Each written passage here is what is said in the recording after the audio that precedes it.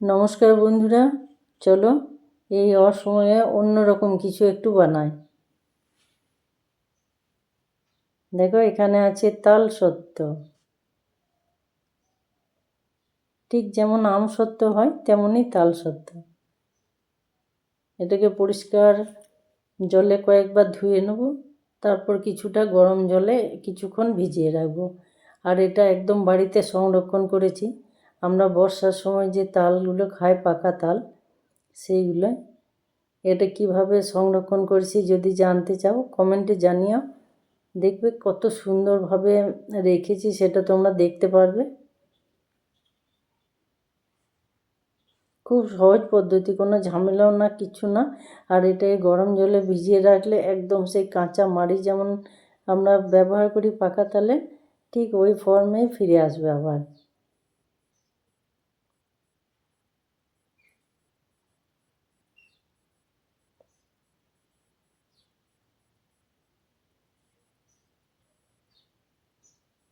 শেষ অবধি দেখবে, পরপর দেখে যাবে। এটা এত সুন্দর হবে খেতে, মানে অসাধারণ। এই সময়ে ওটা গরম জলে কিছুক্ষণ ভিজতে দিয়েছি। আর এখানে নিয়েছি শুকনো চালের গুঁড়ো, কিছুটা শুকনো চালের গুঁড়ো। এটাকে একটু একটু জল দিয়ে হালকা ঝুরঝুরি করে ভিজিয়ে রাখবো এটাকে।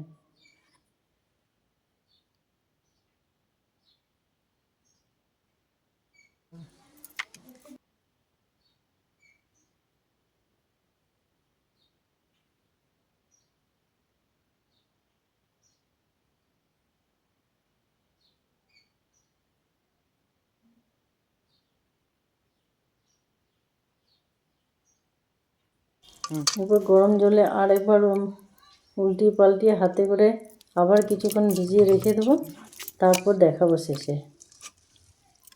আর প্রচণ্ড শীত, এখন তো কিছু ভাজা খেতে ইচ্ছা করে। প্রতিদিন বাইরের কিছু না এনে বাড়িতে যদি এমন মাঝে মাঝে বানানো যায়, একদম নির্ভয়ে খাওয়া যায়। দেখো বেশ কিছুক্ষণ পর এগুলো ঢাকা খুলে দেখাচ্ছি। চালগুলো একদম নরম থুসথুস করছে, গুঁড়ো চাল, শুকনো চালের গুঁড়ো। আর এখানে মাত্র কয়েকটি উপকরণ নিয়েছি। দেখো এখানে আছে একটুখানি নুন আর একটু গোটা মৌরি। আর এখানে আছে ভেলি গুড়, এরকম শক্ত ঢেলা ছিল, ওটাকে একটু থেতো করে নিয়েছি।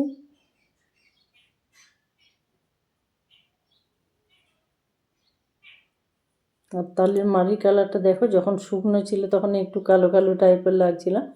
এরপর ভিজে যাওয়ার পরে একদম পুরো আগেকার ফর্মেই ফিরে এসছে, একদম ওরকম লাল টুকটুকে লাগছে দেখতে।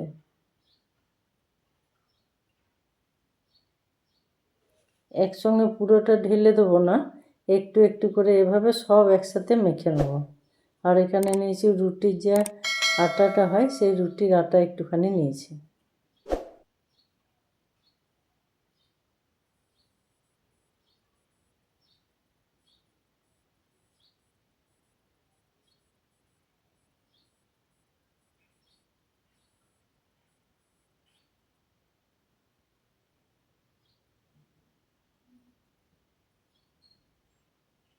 বর্ষার সময় পাকা তালের যেমন তাল বড়া, তাল ফুলুরি, তালের লুচি হয়, ঠিক তেমনই একটা সুন্দর গন্ধ আসছে।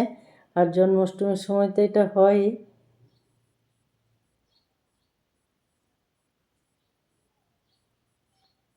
আবার চাল গুঁড়ি না দিয়ে কিন্তু এটা শুধু হবে ময়দা, আটা কিংবা সুজি। সুজি দিলে এরকম একটু ভিজিয়ে রাখতে হবে।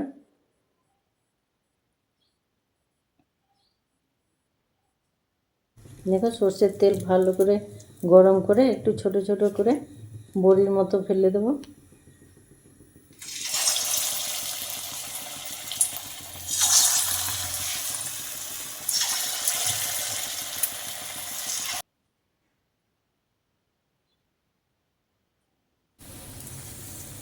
যে তেলে পড়ার সাথে সাথে সুন্দর একটা গন্ধ, এটা যদি তোমাদের কাছে পাঠাতে পারতাম তাহলে বুঝতে পারতে একদম সেই সময়ের মতোই লাগছে।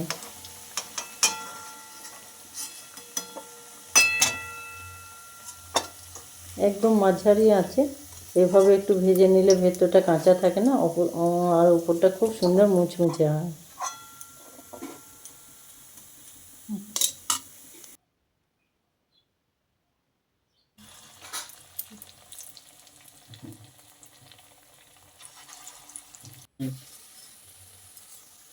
তেলটা একটু ভালো করে গরম করে তারপরে এগুলো ফেলে মাঝে মাঝে পরপর এমনভাবে সবগুলো ভেজে নেব।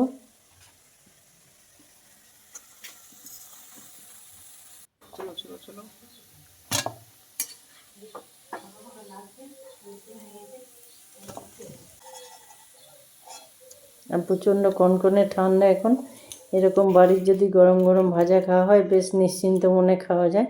দেখো পুরোটা ভেজে নিয়েছি, আর এর ভেতরটা ভেঙে দেখাবো কেমন নরম আর কতটা মুচমুচে হয়েছে সেটাও দেখবে।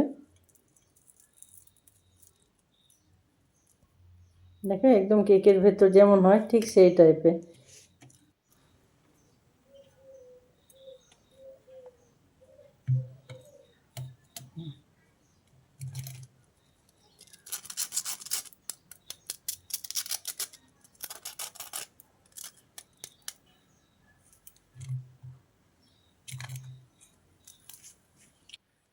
দেখেছো আওয়াজটা? আমার ক্যামেরাম্যান খেয়ে রেজাল্ট দিয়েছে সেটা দেখবে। এই নতুন স্বাদের ছোঁয়া দেখবে আবারও অন্য দিন। ততক্ষণ সবাই ভালো থাকবে, সুস্থ থাকবে।